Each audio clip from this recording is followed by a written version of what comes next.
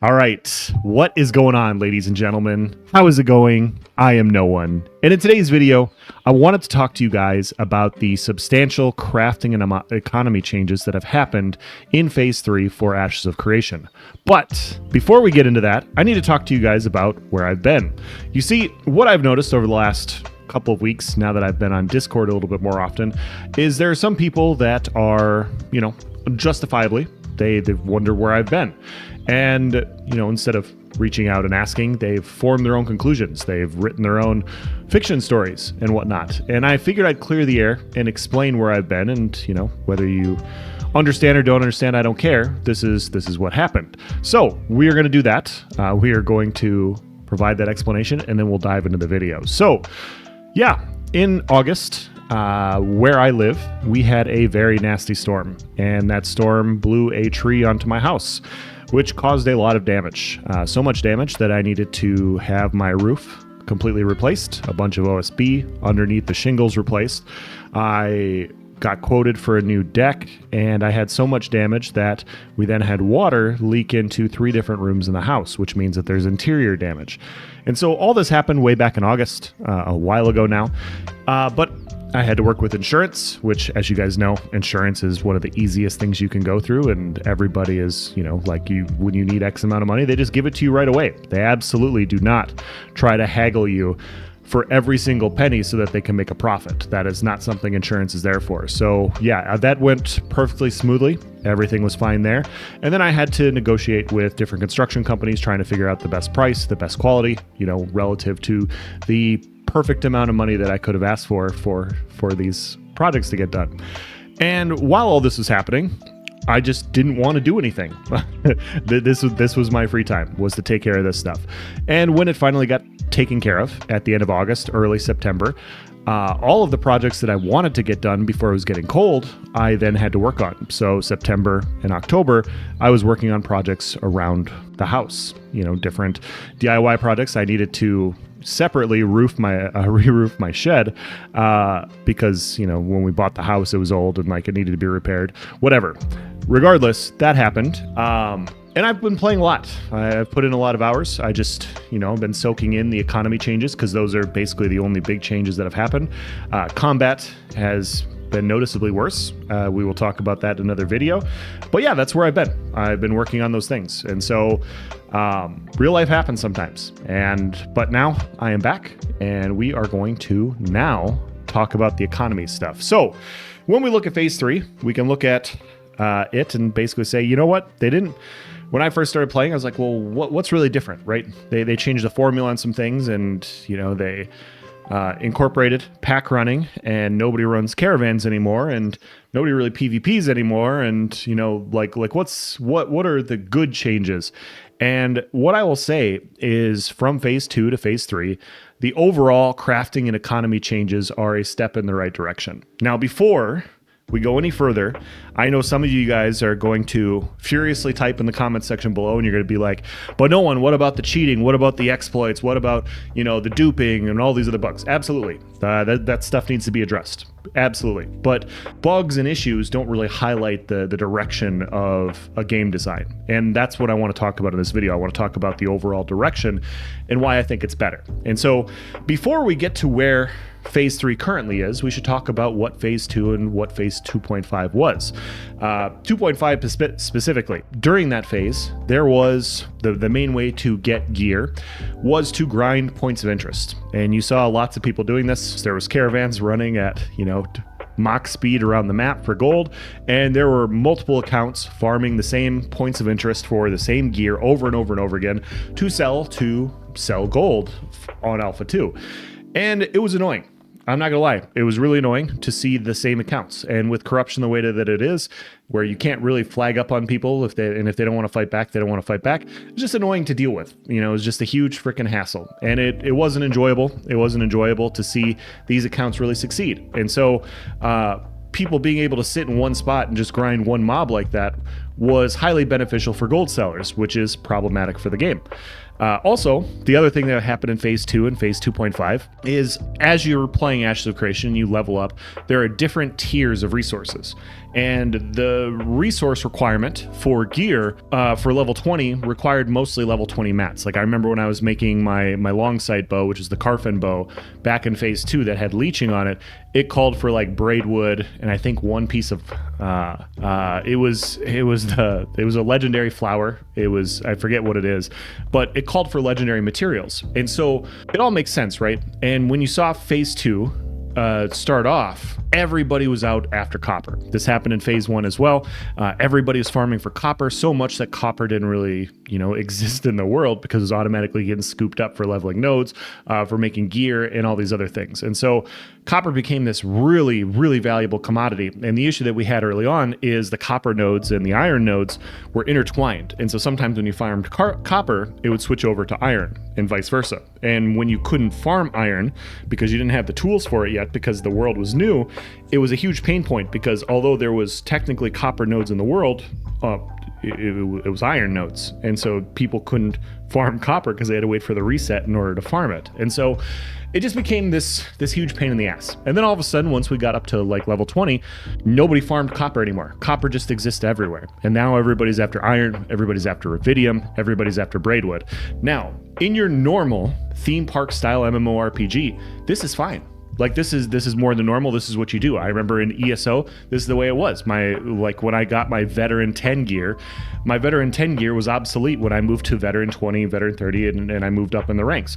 The same thing happened in New World. Like my introductory gear was garbage once I got to endgame. All the materials required to level those things up became garbage because those games just, you don't need to create a fully functioning economy in a theme park style MMO. You just make new stuff and you continue to add on later.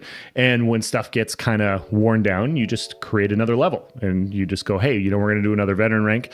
We're going to do this. And then it's going to require a new resource that you're going to have to go and farm out, which makes everything else obsolete. That's what theme parks do. And it works out just fine because you just venture into another area anyways. You venture into a new POI or a new zone. And now all of a sudden everything else you used to have doesn't really matter anymore. It doesn't work in a living, breathing world like Ashes of Creation. In Ashes of Creation, you need all these things. You need resource sinks for everything. And one of the big things is because this is going to be a living, breathing world, theoretically, players should be able to join the server later on and be able to provide value by harvesting lower level resources. And that wasn't a thing that existed, like that wasn't a thing that happened. And it got to a point in like phase 2 and phase 2.5. If you think about it, if somebody started off like halfway through that phase while everybody was farming braidwood and everybody was farming, legendary flowers and iron and rubidium, and they're out there and they can only farm copper, they would have had to grind to level 25, and then they would have had to do the same amount of resource grinding, and they wouldn't have gained any gold until they got to the point where they could do the level 20 stuff, which is just bad economy design. Like that's just not really great in general. But now in phase 3, they've changed that quite a bit. One of the changes they've done pertains to gathering. Instead of there being iron and rubidium and all these different resources out in the world, there are a lot less. There's basalt, there's granite, there's sandstone, there's a few other ones. And when you crack these open, you have a chance of getting some of these different pieces. You have an RNG proc. Also, you can mine these basalt and you can grind them down for an RNG chance at other stones later on as well. It's not a huge change in this regard. And if you look at lumberjacking's still the same as it's always been. You have your legendary oak, you have your oak, you have your ash, you have your weeping willow, you have your braidwood in the riverlands. That still functions the exact same way. So there's not a ton of gathering changes, but I do think the mining one was actually quite nice because it leaves people potentially collecting those things. The big change though, the big change in general is actually in how they did their resources and how they have made their recipes better for gear. Now, this isn't all better. There are pros and cons to this. I know some people are going to jump off their seats when I say that this is just a pro, but I want to explain what I'm talking about. So if we look at this Pyrobrand longbow, this is a Radiant level weapon as an example, and we look at the materials that it requires. It requires dried Eastern Hemlock board. This is something that in order for you to get dried Eastern Hemlock, you need to have journeyman lumber milling, but to get Eastern Hemlock in general, you only need apprentice lumber milling in order to make the boards. And in order to get the lumber itself, you only need novice lumber milling to collect it. And so the minute you start this game and you go out in the world, with your brand new axe, you can farm Eastern Hemlock wood. And it is part of recipes to make high-end weapons, which I think is great. You have this corn burlap, which is obviously it is a journeyman level material, and then you have your salvort as well.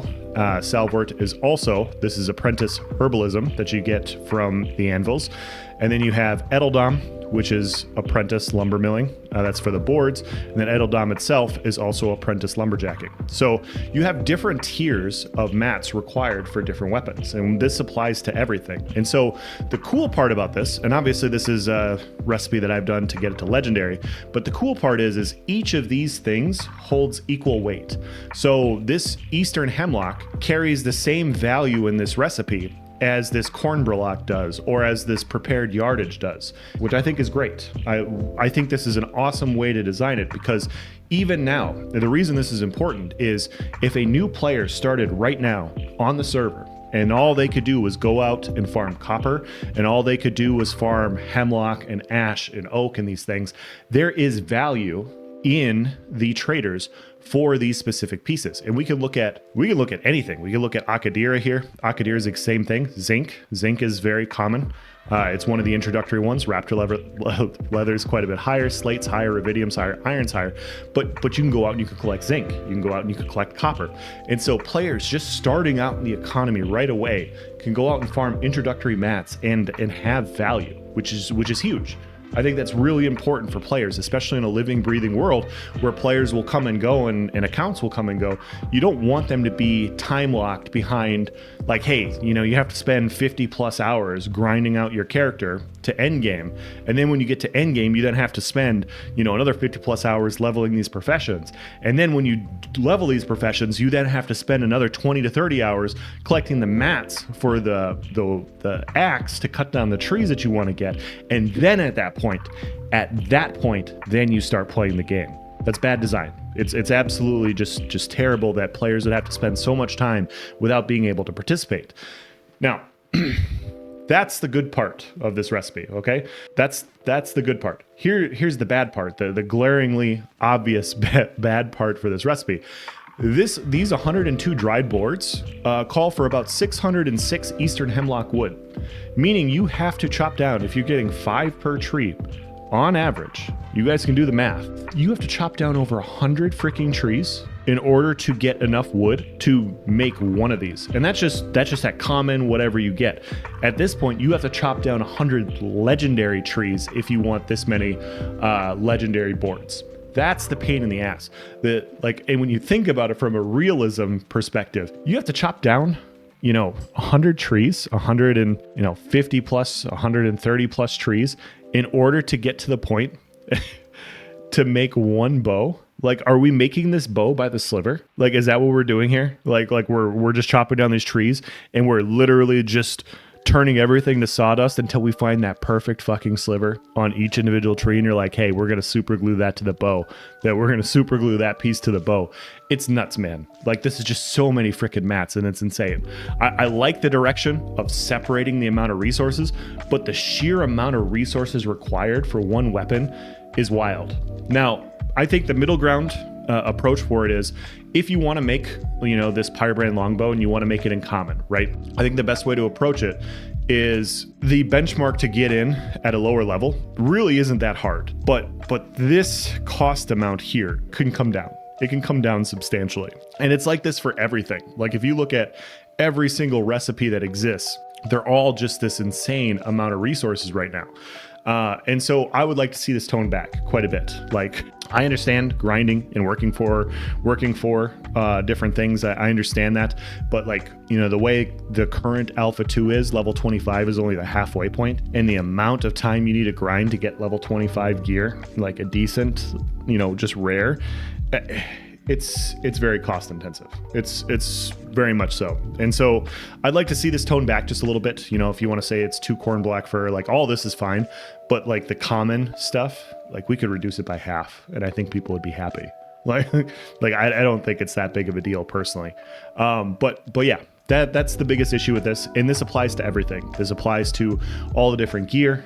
Same thing with caravans. All of this has thrown some of this stuff out of whack. And so when I look at the difference between phase 2 and phase 2.5 and phase 3, the direction is better. Like people working towards the economy and participating in the economy.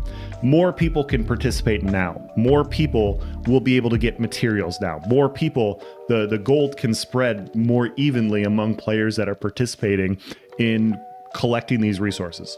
All these things are good. This is a way better step in the direction of phase 2.5, where it was just like bot farm a POI for 24 hours a day with, 4 alt accounts. Like that shit was fucking stupid. It was really lame, really annoying to deal with. There was no PvP happening. It wasn't like two groups of people contesting POIs. It was literally just bot farmers. It was literally just gold farmers farming these areas, and it was lame. And so when you look at it as a whole, it is definitely a step in the right direction. Obviously needs a ton of tweaking. Obviously the resource amount for this different gear needs adjustments, but the thought of crafters making the best shit, the thought of a living, breathing world with an economy where, different resources matter and they get recycled into the economy, this is a way better step in the right direction than phase 2 and phase 2.5. And so that's overall my thoughts. That's my thoughts on where we're at right now. We're 18 minutes into this video. I could go a lot deeper into caravan risk versus reward and why it doesn't exist, but I'll save that for another video. I could go deeper into another video about why I don't think we should wipe when the new stuff comes out yet, but I will save that for another video. But I'm going to end this one here. I am back. I'm doing more content. If you have any questions or comments, please leave it in the comment section below, and I will do my best to answer it. As always, guys, thank you for watching. Have a nice day.